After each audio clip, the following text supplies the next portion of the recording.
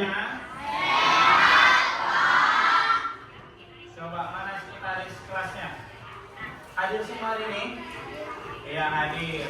Oke, kita masuki mata pelajaran IPS, lanjutan materi yang semalam terkait apa? Potensi sumber daya alam, tambang dan hutan. Materi sekarang tentang sumber daya alam, kemaritiman. Nah, coba buka laptopnya, coba buka bukunya, kita cari materinya tentang sumber daya alam kemaritiman.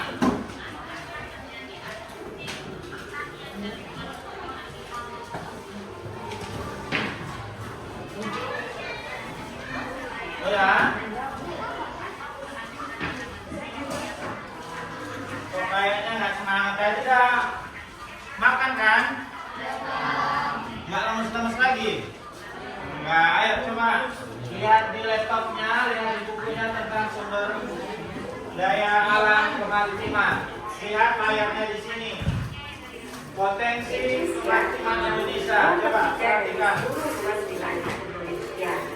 Yaitu 5,8 juta kilometer persegi, sehingga Indonesia sangat kaya akan potensi lautnya. Potensi sumber daya laut Indonesia tidak hanya berupa ikan, tapi juga bahan tambang dan lain-lain yang berada di bawah permukaan laut. Kekayaan yang dapat dimanfaatkan dari sumber daya laut yang lain adalah sumber daya alam berupa hutan mangrove, terumbu karang, dan lain-lain. Coba lihat potensi kemaritiman Indonesia. Apa yang bisa diambil dari situ? Lihat, yang pertama terkait tentang perikanan, lalu hutan mangrove, lalu ada terumbu karang. Coba dari tiga itu udah pernah lihat semuanya? Belum? Makan ikan, belinya di pejak, pasar, atau dimanapun. Hutan mangrove pernah ke pantai? Pernah nampak tumbuhan di pinggir laut? Seperti ini mangrove ya. Nah, lalu itu terumbu karang. Terumbu karang kita harus menyelam. Bisa kita lihat kayak di mana? Bolga ada, di Aceh, di Sabang itu ada keindahan alam yang ada di bawah laut. Coba kita perhatikan lagi. Daya ini dikenal dengan sumber daya pesisir. Potensi kemaritiman Indonesia yang pertama adalah perikanan. Laut Indonesia memiliki angka potensi lestari yang besar, yaitu 6,4 juta ton per tahun. Di Indonesia bagian barat dengan rata-rata kedalaman laut 75 meter, jenis ikan yang banyak ditemukan adalah ikan pelagis kecil. Sedangkan di kawasan Indonesia Timur dengan rata-rata kedalaman laut mencapai 4 km, banyak ditemukan ikan pelagis besar seperti cakalang dan udang. Selain ikan yang tersedia di lautan, penduduk Indonesia juga banyak yang melakukan budidaya ikan, terutama di daerah pesisir. Jenis ikan yang dikembangkan adalah bandeng dan udang. Potensi kemaritiman Indonesia yang kedua adalah hutan mangrove. Hutan mangrove atau hutan bakau biasanya dimanfaatkan penduduk kayunya sebagai bahan bakar atau bahan pembuat arang. Kayu bakau juga dapat dijadikan sebagai bahan pembuat kertas. Selain kayu, hutan mangrove juga dihuni oleh beragam jenis fauna yang bernilai ekonomis, misalnya udang dan jenis ikan lainnya yang berkembang biak dengan baik di wilayah ini. Hutan mangrove tersebar di pesisir sebelah barat Pulau Sumatera. Beberapa bagian ada di pantai utara Pulau Jawa, pesisir Pulau Kalimantan, pesisir Pulau Sulawesi, pesisir sebelah selatan Papua, dan beberapa pulau kecil lainnya. Luas terbesar hutan mangrove berada di Pulau Papua. Potensi kemaritiman yang ketiga adalah terumbu karang. Sebagai negara kepulauan, Indonesia merupakan negara yang memiliki terumbu karang terluas di dunia. Kekayaan terumbu karang Indonesia tidak hanya dari luasnya, akan keanekaragaman hayati yang ada di dalamnya. Di dalamnya terdapat 2.500 jenis ikan, 2.500 jenis hausa, 1.500 jenis udang-udangan, dan 550 jenis kerang. Terumbu karang banyak ditemukan di daerah Indonesia karena Indonesia berada di daerah tropis dan suhu peragamnya hangat.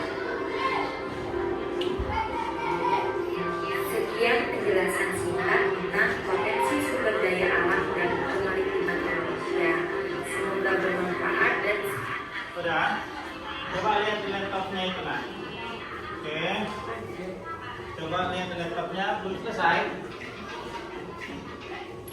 Coba cari materinya tentang potensi sumber daya alam dan kemaritiman.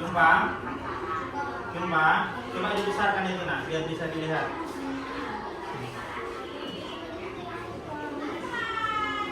Nah, coba.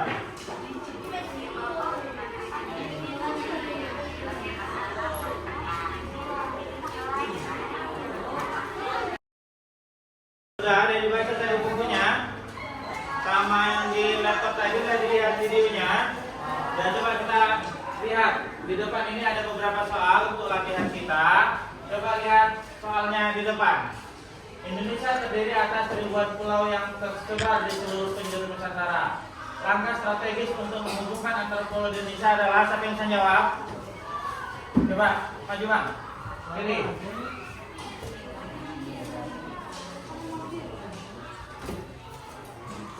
Nah, lihat.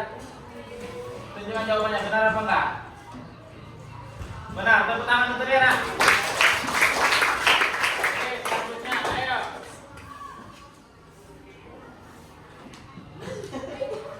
Sudah? Soal nomor 2, baca.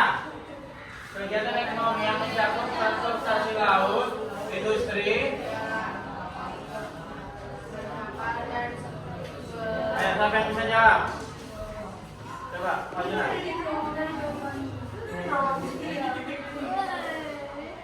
Coba, tunjuk. Iya, tepuk tangan nak. Benar.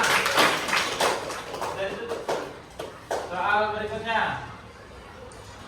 Ayo, baca nak. Yang kuat.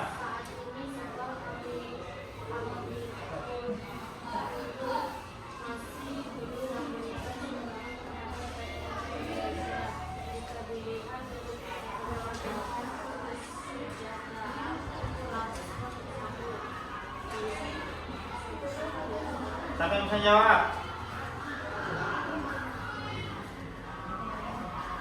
Siapa yang bisa jawab? Jangan takut salah, jangan takut salah, ayo.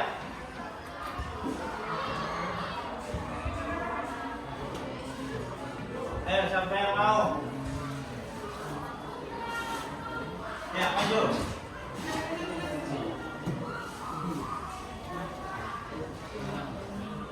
Coba lihat.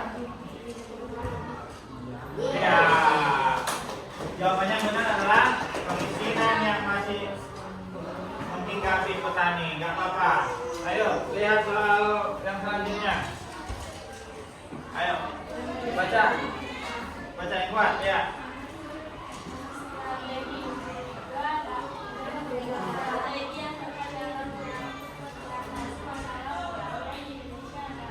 Ya, sampai tahu.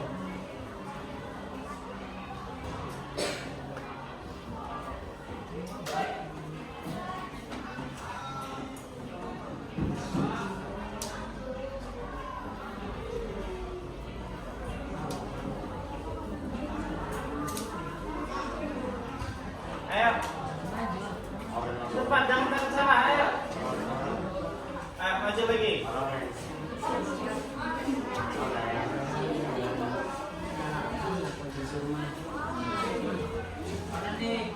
Coba.